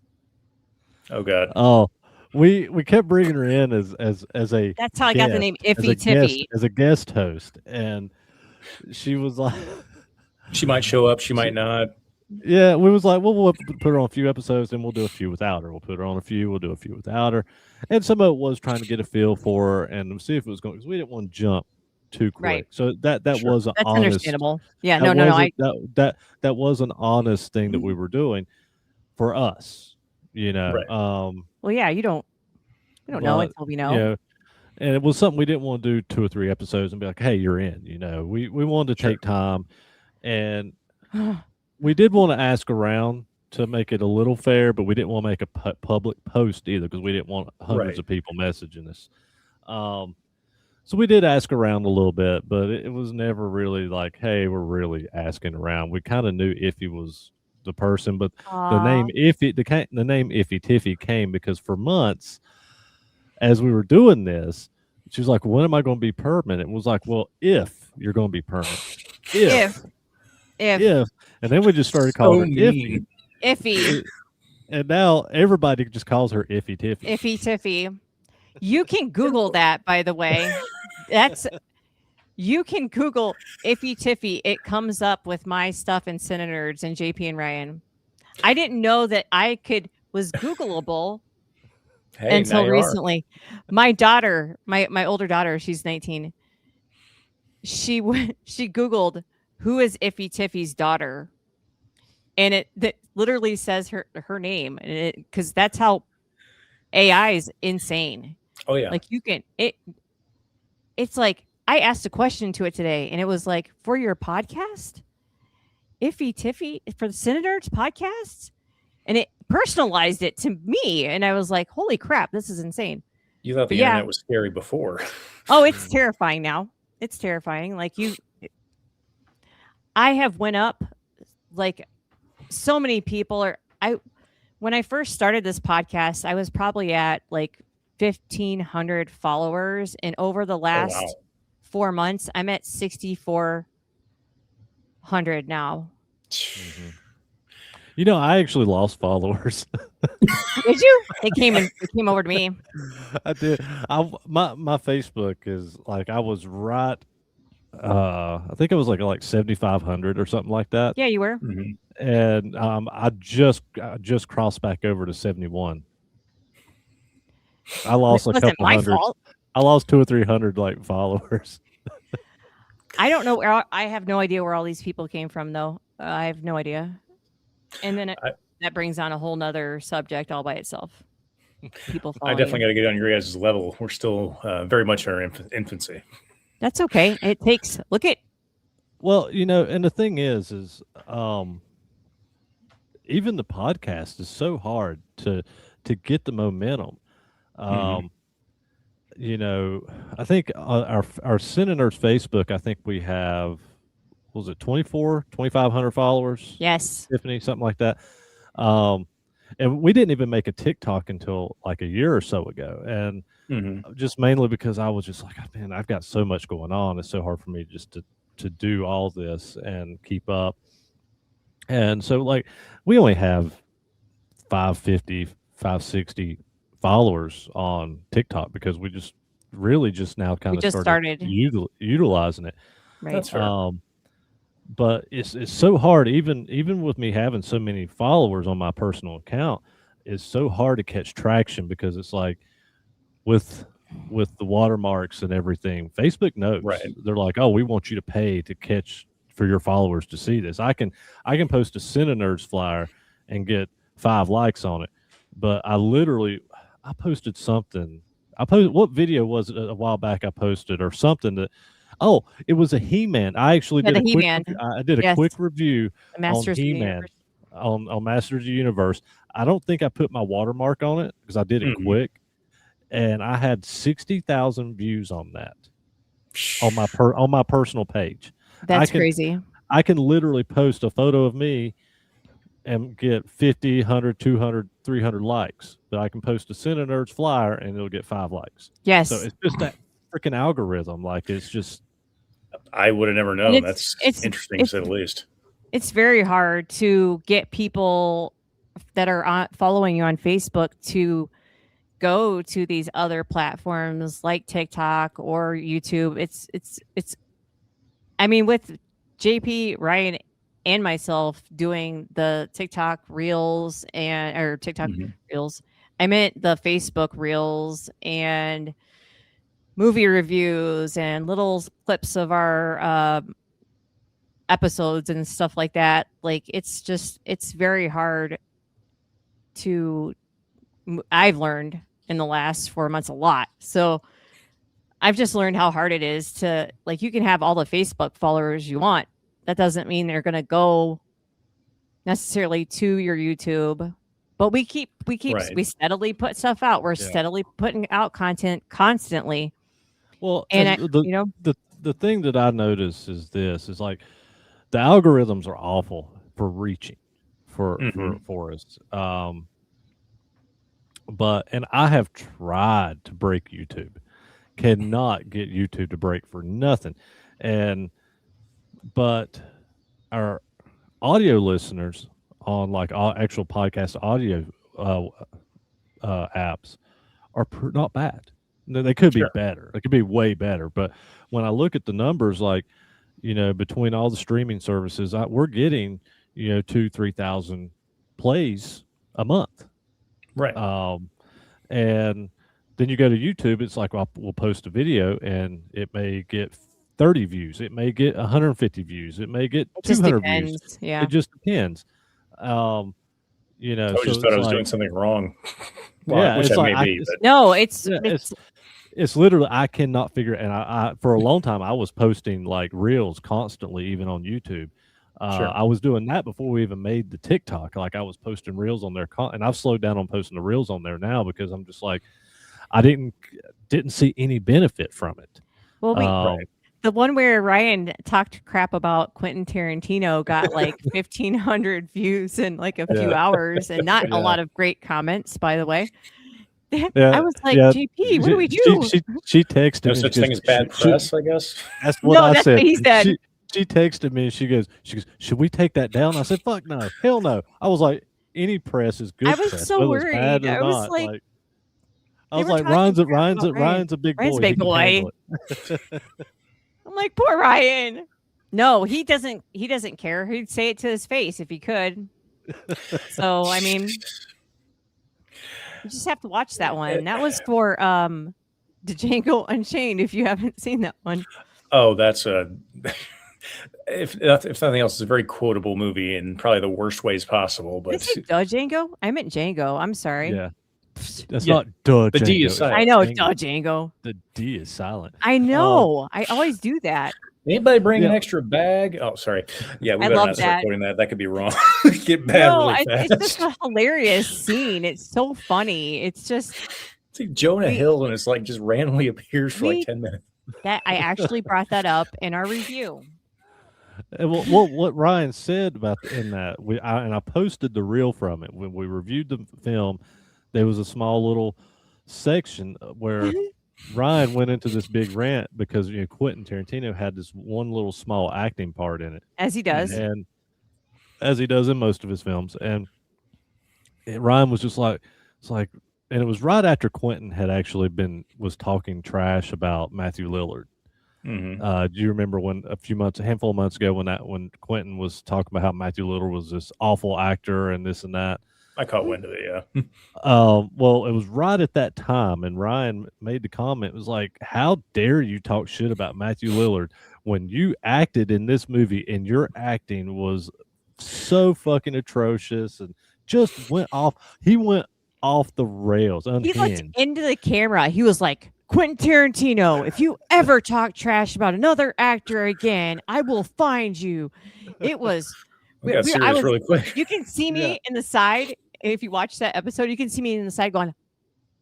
I was like... Are we still rolling? And I posted it as a reel. Yes. It did. Yeah. And there was a lot of people that actually was commenting, and they were coming at Ryan. They were like, hard. "Who the hell are you? Go change it. Go. What are you, a tire salesman or something like that?" I don't even remember what it was. It was insane. But and suddenly we're back in middle school. It was yes. That's all the internet is one big middle school. That's what I've learned. Poopshoot.com. Oh my God! All you're gonna pay. God, you are the ball lickers. We almost got Kevin. Like the last event we attended, I'm still in, the organizer, decent friends, and he almost. Well, actually, yeah, let me take it back. I'll talk to you guys more about that offline. I don't know how much he wants me to divulge, but sorry, I got on the Jay and Silent Bob kick. There's this whole story behind it. Later conversation. Sorry. Pause. Save for later. Probably. Well, we don't do a lot of interviews. We've had a few guests on from other podcasts here and there throughout the years. Sure. But we've done a handful of interviews, and like one of the ones that Ryan was super excited over, like to the point that he hardly let me talk. We got to interview Sean Young. Nice. And from Blade Runner, Ace Ventura, Stripes. We got to interview her, and she, when she came on the episode, she's like, "I normally don't do podcasts. I'm doing this as a favor," and and we were like, "Well, cool, thank you, but glad you're here." So, but Ryan was over the moon to talk to Sean Young. Like that was a really fun one. Yeah, we've done one with her. We've done one with, I don't know if you know the actor director William Butler. The name sounds familiar, but I'm drawing a blank on the. He's mainly a horror guy. He was an actor in Texas Chainsaw Massacre 3. He was in Friday 13th Part 6. He was in he's kind of actually, I think he's actually been in one of the Nightmare on Elm Streets too at some point. I think he's actually been in like 3 of the big 4 icons films. Mm-hmm. But he's also a director. He worked for Full Moon, writer director. He worked for Full Moon for years, and so he actually created Ginger Dead Man, that movie, and he did a lot of Full Moon movies like that. But we actually interviewed him. He was super cool. Then we've interviewed some other lower indie directors, like the director for Kill Giggles. Sure. And some films like that. But we don't do a lot of interviews. We do stick mainly to just film reviews, but I do like doing the interviews, and I do like having guests come in here and there too to do the reviews with us. Oh yeah, just something else, just a different perspective, and it's just kind of adds to the conversation and all that. I'm sorry, random thought like crazy today. You don't have to say sorry. It's okay. We do this. This is us. It's okay. If it gives you, if nothing else, it gives you perspective on mine. Like, because mine has changed throughout the years, but I would say over the last, I stumbled upon it about 5 years ago, and to this day, it remains my favorite horror movie of all time. Event Horizon. Oh, I love that movie. Ryan is a massive fan. We actually reviewed that, and because it's one of his favorite sci-fi horror films. Hell yes. Just beyond insane. I mean, the cast is amazing. I mean, it's like, he's in that, and they're all so young, and it's just the horror aspect of it, the science aspect of it. It's all just melded together so just crazily, insanely good. And then at the same time, you think Sam Neill, Jurassic Park guy, and he ends up just being what he becomes in that movie, and it's just so it's twisted. It's gets my scientific nerd side. It hits all facets of just what I love in a movie. I love that. I love that movie. I actually think I did when we reviewed it. I think I reviewed it a bit hard because I do love that movie, but I think I reviewed it hard because some of the digital effects now are pretty bad looking. Now, not then. You could easily tell that and The Matrix were made about the same time. Yeah. You kind of see some of the overlap in the special effects and the CGI. It's like, but yeah, like the cast in that, like you said, you had Sam Neill, you had Sean Pertwee, and I love Sean Pertwee. I thought he was a great Alfred in Gotham, and and he was in that. And was it? I always forget his name. He's always referred to as was it Lucius Malfoy from the Harry Potter series? But the first time I ever saw him in a movie was that movie Armageddon with Bruce Willis. He was the NASA scientist, physicist. I don't know. Like, it's always kind of weird to see. Oh, I know him from this, and between that and was it The Patriot and just a laundry list of other movies he was in. Yeah, he's the main villain in The Patriot. Yeah. Once again, I think I rewatched that probably at least 8 times over the course of the same year when it came out. Yeah. There's supposed to be a new comic coming out, if it's not already out, that's supposed to elaborate more on the Event Horizon movie. Really? Oh, that would be cool. Yeah. Yeah, I read that it's either out now or it's coming out. I read an article on it a few months ago. I pay, but you hear something before I do, shoot me a text, man. I'm all for it. Got another one. Love the Alien franchise, love it to pieces, and this is probably blasphemy for saying this, but of the entire one, Prometheus. I love Prometheus. Same. I hate Alien Covenant. I hate what they did Yes. with Prometheus, with not continuing Prometheus and giving us Alien Covenant. Yes. That's what makes Prometheus suck, is what they did afterwards. Did you ever read there was a script that bridged the gap between those two movies, that it was out there, it's released, and I saw this YouTube video. It's like 20 minutes long, where I actually read everything that was, and just kind of revealed, what happened in between the two, how we got to the planet, what happened to Shaw, and just once again, just tickled every side of nerd fancy that I could possibly have, of just. Well, after watching like the original Alien movie, and for me, I was that big Alien fan and that big Alien nerd that wanted to know more about the engineers. Mm-hmm. And then Prometheus is essentially giving you this. Oh yeah. And for everybody to be so upset about that, I was like, are you kidding me? I've been wanting to see this for 30 years. It connects the dots, and it's like, I was reading something where they changed part of the story because, and this, once again, it's, the internet's, take it for what it's worth, but originally they were going to hint at something in the engineer's story of the engineers had tried to save humanity once before in the past, but they end up nailing Jesus. And it's like, okay, I get why they didn't do that, but just even that was in the thought process. Like, God, that'd have been like just a fascinating turn that probably would have pissed so many people off. But it's I had read that before, or it was in a comic or something, kind of like something. It was in something, because I remember it, because I remember thinking, man, that's amazing. That's amazing. And it's like, I don't know. Like I said, just for whatever reason, those two movies. I mean, sure, I've different tastes, different horror, but I guess when it comes to mine, ones I could rewatch, endless times. I feel like those two are definitely up there, and I don't know. They're just those added elements, that extra level of just. I don't know. And it just leaves you wanting to know more, like what happens next, like how does, the story continue? And yeah. Well, it's because it's a science fiction horror, and science fiction horror is a lot different than slasher horror to a certain degree. And it's definitely different than elevated horror, which I'm not a fan of. I know Iffy is of some of that stuff, but I'm not a fan of elevated horror. Yeah, stuff like Midsummer or Hereditary or films like that, like they call elevated horror, or the Babadook. Okay. I've just never heard that term before. It's a term that they use now, and I'm not a fan of it. I'm not saying I don't like some of those films, but I'm not a big fan of it. I love comedy horror. I love science fiction horror. I love my science fiction. That's why I lean towards science fiction horror. Wait for my next pick that's coming up.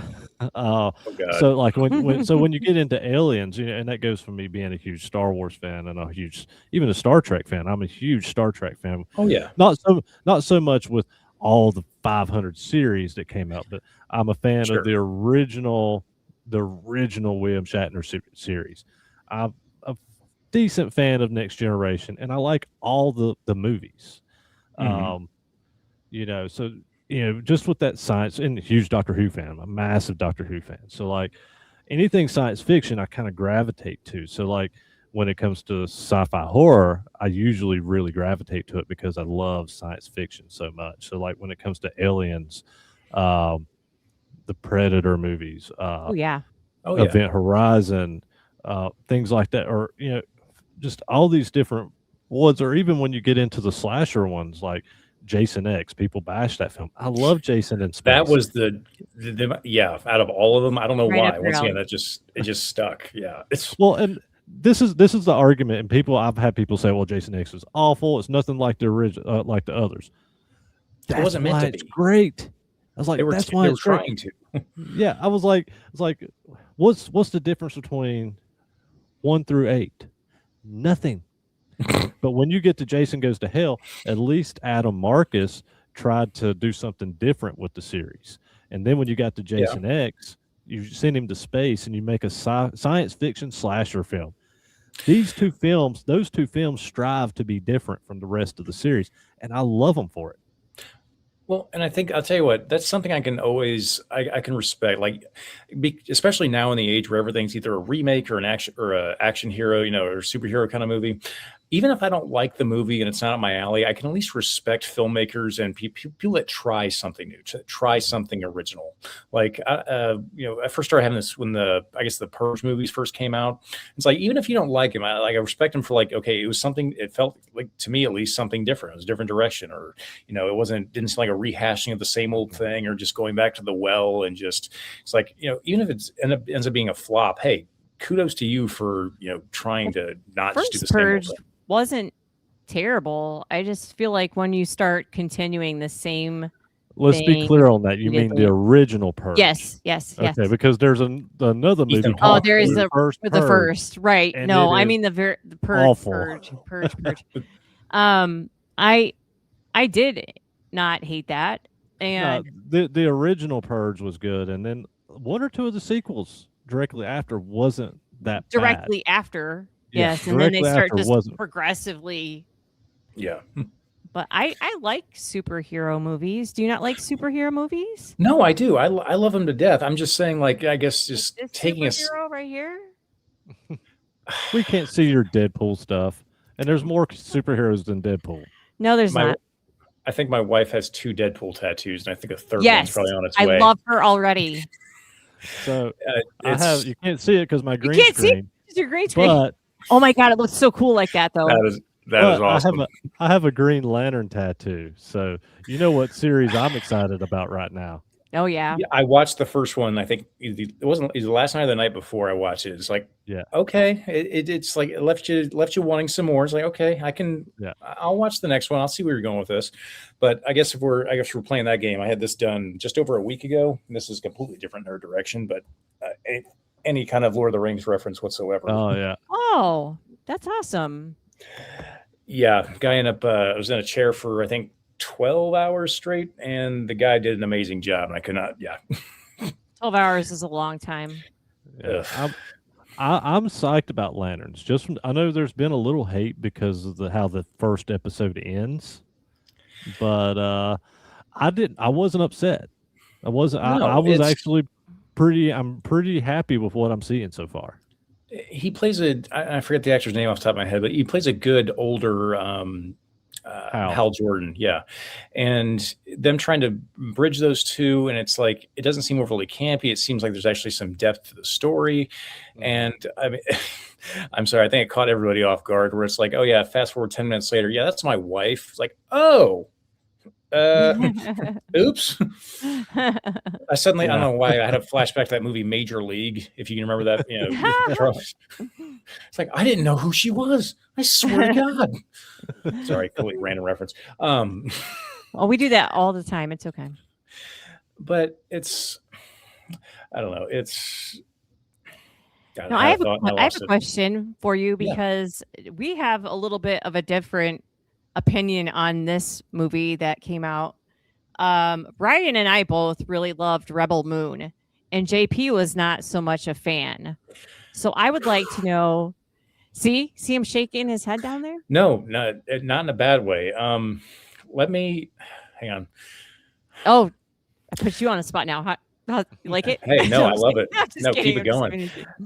No, honestly. It honestly blew me away in many aspects. First off, I quickly realized it's not a movie I need to be watching with my 94-year-old grandfather-in-law in the room.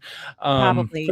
Quickly learned that. And then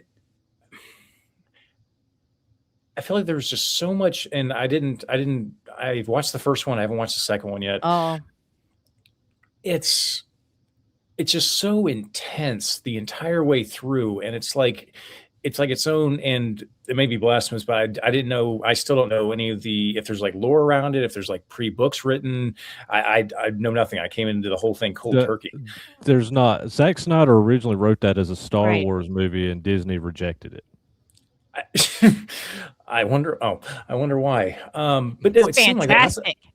That's what I thought originally, just by the name of it. I thought that's what it was. I thought it was like a shoot off of like Andor or something. And then I started watching. I was like, okay, that's not it, what this is at all. And it's just, I mean, the brutality of it, the intensity of it, and then even was it the end where the main villain ends up getting beat to a pulp, but he doesn't really die, but you just see the main heroine just comes through just in the end. It felt very Star Wars-esque in that sense where, okay, it begins with like the overwhelming Empire-esque type organization. It just gives you this feeling of zero hope, against not long odds, but impossible odds. And then somehow, the guy who you're made to despise in the first 10 minutes, gets beaten. It's like him equals Death Star being blown up.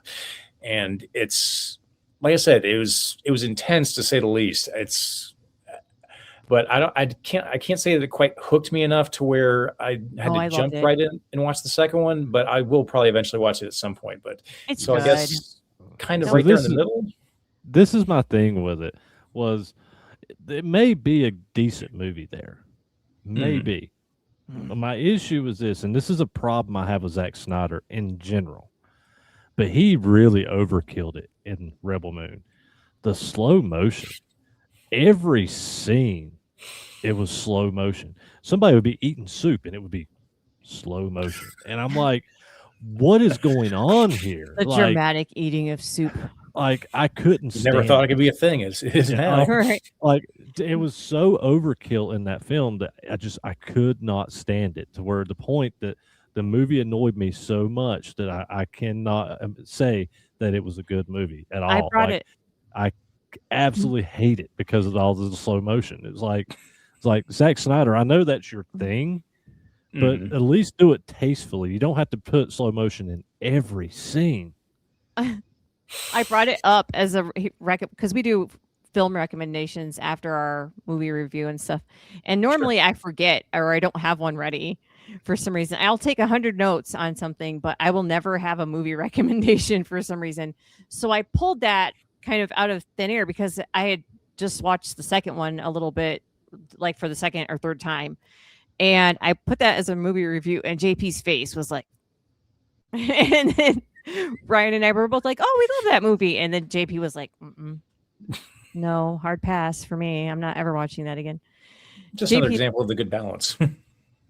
The amount of times that JP said to me, "I'm not ever watching that again," after I made him watch something or review or said something as a recommendation. Well, I say that, I say that, and some of the movies that I say that to, it's not even that they're bad movies; they're just not movies for me. No, it's not that he hated them or anything. No, there's not his style. There's been a couple. There's been a couple that I hated, but but overall, for the most part, it's like most of them I've said that like it's something I'll never watch again. It's not for me, but some of the ones I've said that about, I've actually said, I'm like, I can see how others will like this movie. One of them was Blink Twice. And like everybody I have talked to loves Blink Twice. And 6 times.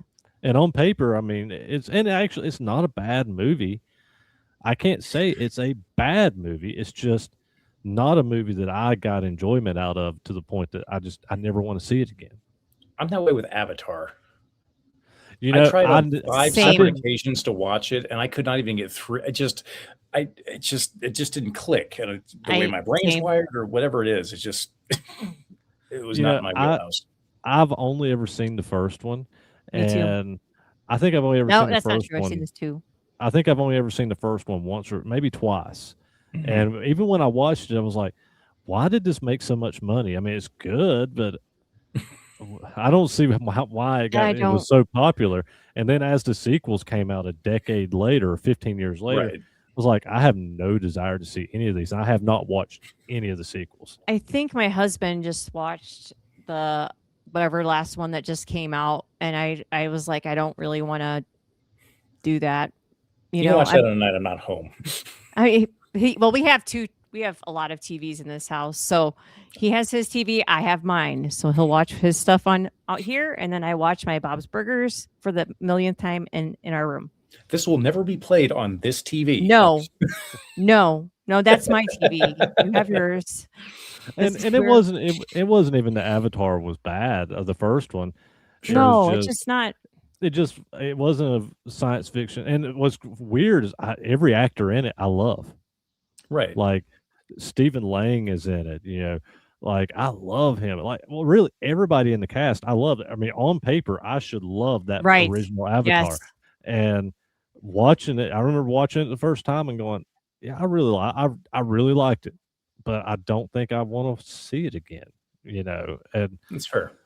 When the sequels, I mean, it took 15 years for you even got the first sequel. By that point, what little interest I may have had was long gone. You moved on with your life. Yeah. It wasn't like Star Wars where 15, 20 years later we got a new film series, and I was like first one in the theater going, yes, it's time, A little different. I would give you that. Definitely a little bit different. Another one, random one comes to mind. I know we've talked about like all different manner of thing, from mainstream to extremely obscure, foreign, horror, action, different genres. I guess consider the slightly unique category of cult films. So. And I guess there's no different opinions on what would classify whatnot, but when it comes to like, oh, this movie is a cult classic, or it's like a movie that was made X amount of years ago but somehow still has an enormous following, or this, that, and the other. Any particular ones come to mind? I say that because I got one. I got two. That's, once again, I feel like nobody's heard of, but the second they watch it, they instantly love them. I mean, there's so many that come to mind for me. For me. You could literally talk about any John Carpenter film from the 80s, anywhere from The Thing to Big Trouble in Little China to Prince of Darkness, Mouth of Madness, or you could say stuff like The Legend of Billie Jean. I love that movie. It's a great movie. Or you could go to Night of the Comet or Night of the Creeps. There's so many different genres and little categories you could move around in a lot of this. And I always think of like these, it don't even have to be older films. I think there's some more recent films that you could fall under cult status as well. I think some of it has to do with, to me, when I think of a cult film, I think something that wasn't quite popular when it was released, but then gained that cult following and cult traction later on. Kind of like the Thing. The Thing is universally loved, but it bombed. It completely bombed in the theater. And the same with Big Trouble in Little China. Like John Carpenter. That movie. Yeah, well, John Carpenter in the 80s, every film he was doing was gold, but he had a lot of bombs, but they gained such a cult status later on that these films blew up once, the people actually started seeing them. But that's usually what I think of as something that I knew that kind of bombed, but caught traction later. And you're seeing seeing some films, more modern films, even doing that now. There's a handful out there, and for whatever reason, I'm not thinking of any right now on top of my head. But if you'd asked me that question 30 minutes ago, I probably could have named 10 newer films. I can't really think of a lot of newer films. The ones that come to mind are ones that were big when I was a kid, or not really big, but ones that we had constantly playing. We watched, this is going to sound so weird when I say this, our Christmas movie at our house, Christmas movies, plural, were Rocky Horror Picture Show and The Labyrinth and Dark Crystal. You and my wife would definitely get along. I told you I love her already. My sister and I both have a Mr. Worm from The Labyrinth tattoo on our wrist in the same spot. All about that. Rocky Horror Picture Show. Mm-hmm. Another one of those infinitely quotable that my wife reminds me of. she was watching was it The Never Ending Story just randomly about 3 weeks ago. and I was just, being a jerk, but not just like making little comments here and there because some of the goofiness. We were just kind of laughing together. It's like, but another one of those that, but I'll tell you what, does the name, and I always mispronounce the last name, John Turturro? Yeah, I know who you're talking about. Yeah. So for some reason, when I think John, cold, I think John Tort. God, I could have. I know, right? You're close. You almost had it. I can't do it. I know it. I can't get it out now. Damn it. Damn it. He's got two that have infinite rewatchability on my playlist: The Big Lebowski and Oh Brother, Where Art Thou? Oh brother, where art thou? My wife cannot stand The Big Lebowski. I will play it, at least that. once a month. She'll watch it if I have it on and she's doing, something else in the background. But Oh Brother, Where Art Thou? I'll put that on and we've seen it 1,000 times. We'll sit there and quote it and just laugh our asses off the entire time. Oh brother, where art thou is probably in one of my top 5 films of all time. I love that film. You can tell your wife that my dog was kind of playing in mud one day, and I went out there. She's a white dog, and I went out there and I was like, Artax, no. And then I traumatized myself. I was like, oh man, why'd you do that? Like, I just blurt stuff out like that. But I love Never Ending Story. We're talking about Oh Brother, Where Art Thou? I know. I went back to I was focused on Never Ending Story. Sorry. Oh, I'm a Dapper Dan man. I don't want fuck, god damn it. I haven't seen that movie in a long time. This is just a geographical oddity. 2 weeks from everything. Shut up, Delmer. It's oh my god. I tell you what, we're gonna go back throughout the entirety of this episode. It's almost like that game 7 Ways to Kevin Bacon, but with movies, and just like how in the world did you go from where we started, just the first couple movies you start rattling off to it's like that crazy guy with all the red lines on the board trying to explain the like I can do the 7 Ways to Kevin Bacon thing. Definitely. The amount of times we used to do that when we were sitting in the woods for like field exercises, a bunch of guys sitting around a board waiting to be picked up by a truck. It's like, okay, now this actor, yeah, oh my god, yes, and I know the game. Especially being infantry guys when one other really random. I got so bad. My platoon sergeant was like, the trucks were like 2 hours late. He got bored. Our guys were sitting around in a circle just talking and just bullshitting. He got bored, grabbed a smoke can, popped the thing, tossed it in the middle of where they're sitting, and just walked away casually. And just, bye. Just as a practical joke. Not even remotely what we're talking about, but sorry. Military has that a lot. We get so bored that we're just like, let's just go mess with some people. On our ship, we used to go steal, borrow, the other acquired other the oh my gosh, why did I just lose that name? The phones on the ship.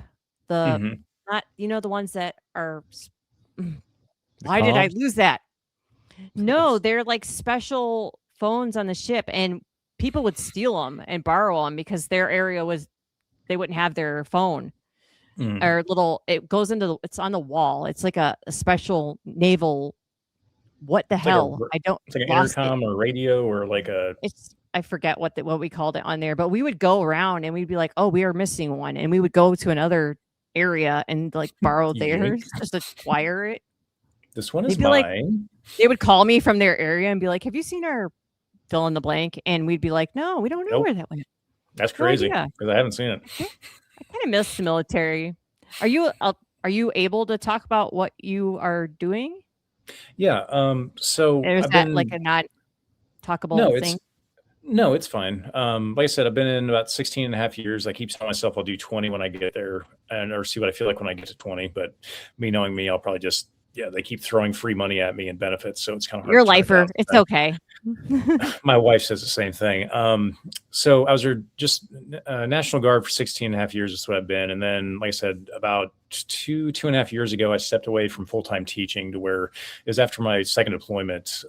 I got offered a job to go work for them full-time at something called the State Partnership Program. And so each state is partnered at a more of a micro level with different countries that the United States is somewhat friends with. And so basically my job is I'm kind of the in-between guy between the state and those countries, just helping. Oh, we send some of our guys over there to train. Sometimes they do the same. They'll send some of their guys over here to train, just, cooperation. And we're trying to expand it to where it's like more business stuff and like, oh, small business in Indiana and a small business in Slovakia or whatever it is. Like, oh, they didn't know each other existed yesterday. Hey, you guys meet, you guys do the same thing. You might be interested in what they do and vice versa. And so I'm literally if I'm doing my job right, I end up being the CC on an email line. Well, so you went from infantry and then you're now at the point of like helping connect people together over different countries and stuff like that. Well, I'm still infantry, so I still do the part-time National Guard thing, the 1 week in a month thing, but then my 9 to 5 job has just become that. So it's like both a weird juggling. That's really cool. Good for you. It's been a roller coaster, but in a good way. It's like I said, I think I stepped away from teaching right about the right time. I love it, and I actually still teach part-time at a local community college, so I'm able to still keep those teaching. What I love about that kind of fresh. It's really cool. Fun Sorry, stuff. segue. No. You know what? I see every part of this world, but I see the ghettos behind the buildings next to the dumpsters is where the bus always parks at. So I see every dumpster and every dirty alley across this country and across this planet. All over. All the dumpsters. So I know all the dumpsters. JP's been there. For a good time call. That's what it says on him. And that's why a lot of people are like, "Do you ever come off the bus?" I'm like, "No, I don't." He doesn't. I stay on the bus until it's time for me to go perform, because literally when I step out, I'm in usually an alley or something that's all nasty. So it's just like, I'll just stay on the bus.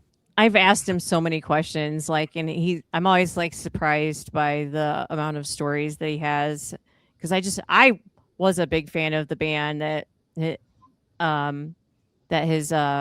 lead singer was from Mushroom Head.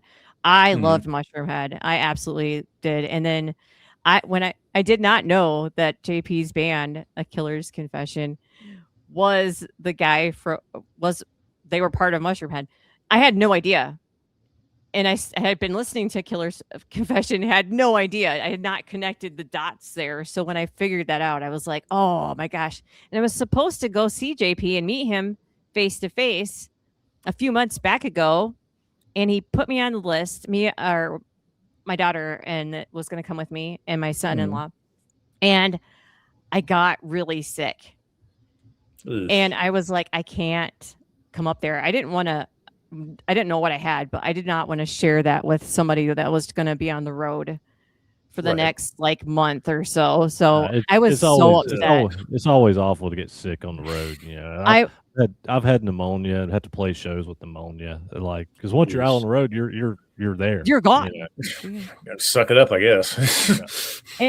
Plus, I mean, I've literally played shows where I've had a trash can behind, next to the side of the stage, that I would go vomit in and then walk back out on stage. He is a freaking trooper. For real, he is a trooper. And he plays in a full suit and a mask. And I literally, the other day, I was like, they were playing at Michigan Metal Fest. And I asked him, was it, you have to be boiling up there. He's in a full suit, under a stage really nice lights. suit with the mask on. And I'm like, and he wasn't exactly feeling great that day. And I was like, how the hell did you do that? He just lost 15 pounds of sweat.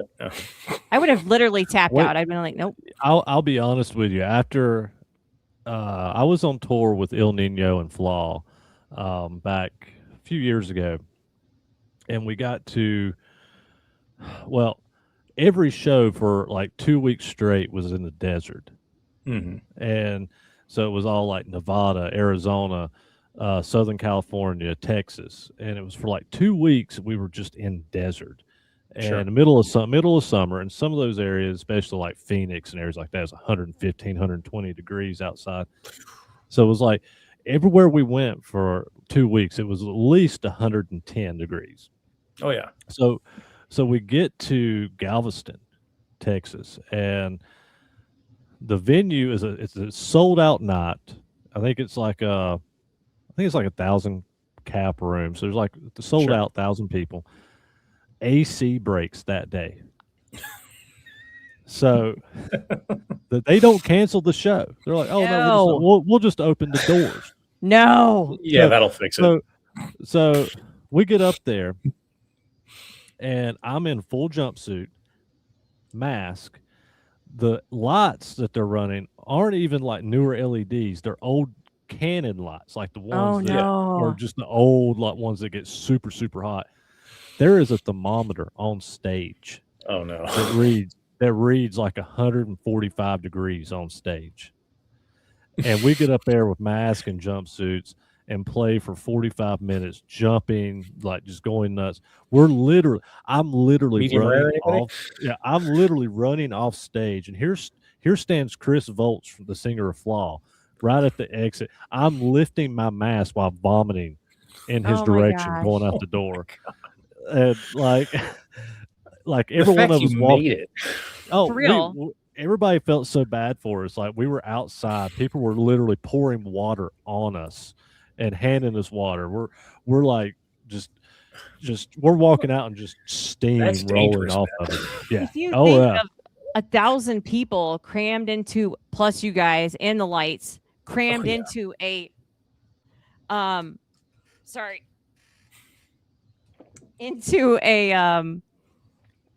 building like that, of course, like, oh, let's just open the doors is a great idea. No, it's not. Like once I did that show, everything else has been cake. Right. I bet.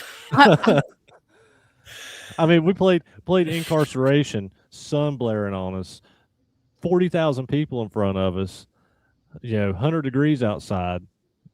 And I was fine. I was like, this is great. This is fine. It's not 145. This is like fall out here, he said. Wuss. Speaking of fall, it's going to be coming fall down here. It's going to be 88 the next week, and I'm so excited. See, I've only been to Georgia for work, and I can't do it. It's always been in the summertime too, so that doesn't help. Oh, it's terrible. It was the only time I ever went down for heat exhaustion in my life. And it's like, oh, this is what shock feels like. Yes. And like, you can give me cold all day long. I can't stand the heat. Like I can't stand I don't do cold well. Well, I feel like I can always put on more layers if I'm cold. Right? I can always put on more and more, but when I'm hot, there's only so much you can do. You can only take off so much. And it's been 110 here for like a week or like a month, sorry. And it dropped down to 100 with the real feel being 100 degrees. And I was so excited. I was like, oh, it's not going to be hot in my house. I mean, we have an AC, but that's a whole different story. But sorry, it's hot. So for the 88 degrees, I'm so excited. That's how I felt when I was. That's how I felt when I was in Kuwait in 2020. It's like you go over there, like you get off it's July, you get off the plane at 3 a.m., the coldest part of the day, and it feels like an oven just hits you in the face. And then you're just praying around late October, November, you finally get down to double-digit highs for the year. And it's just like, oh, and you fast forward another month, you have people walking around in hoodies and sweatpants, like, ooh. But yeah, it's literally been in the 70s. It's literally been in the 70s for weeks here on top of this mountain. It's been wonderful. It's finally starting to cool down a little bit here, but it's summer's not leaving us without a fight. But I can drive like 45 minutes down the mountain, and we'll get out of the car, and we'll be like, "Oh, this is awful. I don't even live off of. Go back home. It's so humid, hot down here." Then we'll drive back up here. It's like, "Oh, this is great." But you know what? During winter, when everybody's freezing, it's 40 here and 50. So I saw an ice cream truck on Christmas. It was 63 here. Yeah, I could not believe that. It'll be cold up here. It's on top of the mountain. You're on top of the mountain. I'm up here around ski resorts, so it's like this. Oh. I left Ohio to go to North Carolina on top of the mountain next to ski resorts, so the weather's the same. That's a good thing about Indiana. It's like, the weather's so bipolar. When what the famous saying is, you don't like the weather, wait 10 minutes, it'll Wait change. 10 minutes? Yes. Oh yeah, just to go from 80 degrees in the afternoon to 10 in the evening. It's like, yeah, I learn to keep a pair of flip flops and a winter coat in the car at the same time and just Right. roll with the punches. Yeah. Well, guys, I gotta, unfortunately, gotta wrap this up. Just life, kids, fun No, filled adult we understand. responsibilities. But honestly, this has been great. Like I said, especially just being able to just randomly reaching out to you guys responding and just setting this up. This has been great. It's definitely been a new direction for the show, but in the best way possible. I mean, like I said, me and my co-hosts were big movie buffs, all across the spectrum, and anytime, especially like with all this. I mean, I'm gonna have to go back to this episode and just make a list of all the ones you guys have mentioned. And you might not want to do that on mine. well, I'll tell you what, and you can, if you got one off the top of your head, go ahead and say so. But if later on you think of one and want to text me, please do so. But if there's one that you can think of that, from a very obscure list or one that I've probably never even heard of, you got to recommend just one. Say, hey, if you're going to watch you're going to absolutely hate me. And just hang on, make sure I write it down. Hang on. You're not going to want to. Mm-mm. I also like to live dangerously. Well, as I've noticed, you're a bit of you do like 80s films, and I know you're a science fiction guy.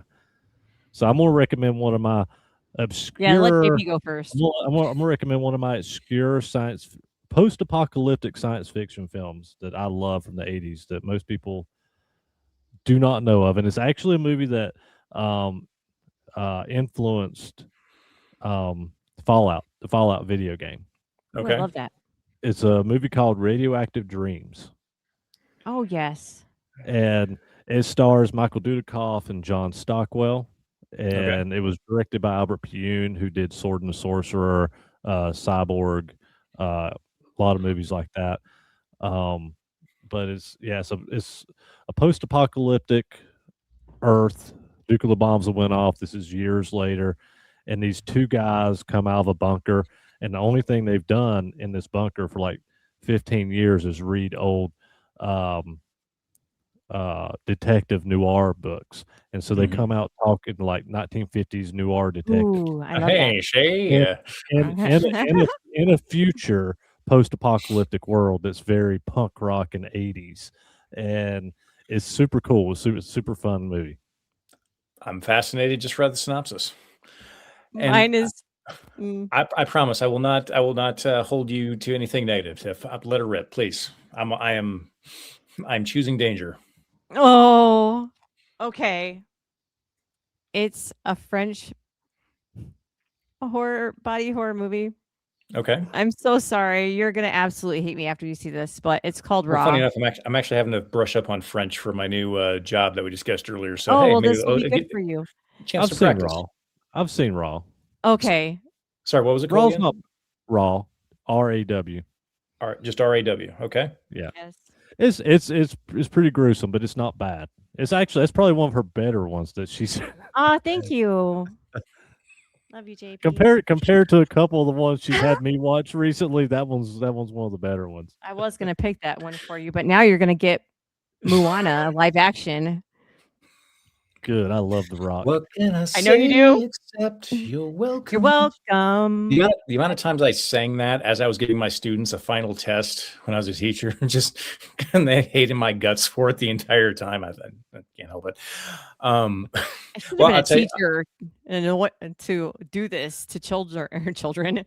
No, probably teenagers was my route. It's either that or Frank Sinatra's High Hopes. Either way, they. My daughter would love that. My daughter would love that. She loves Frank Sinatra. As I make the joke, I got everything on my playlist from Akon to Sinatra, so it's quite. It's never a boring day. That's my daughter. Well, I'll tell you what, guys, and it's no pressure to hold you to, but I'll tell you what, I will go out. I will venture. I will sit down. I will watch both of them, and then at some point in time, if we could have you back on, or if there's a space in your schedule for me to come on yours at some point, I'll do my best to do my best review and tell you what I think. How about that? Yeah, we'd love to have you on sometime here soon. We would love that. Perfect. Well, guys, I appreciate you coming on. And for all of us here at the High Ground, stay nerdy, stay knowledgeable, and as always, take the high ground. See you next time. Thanks, guys.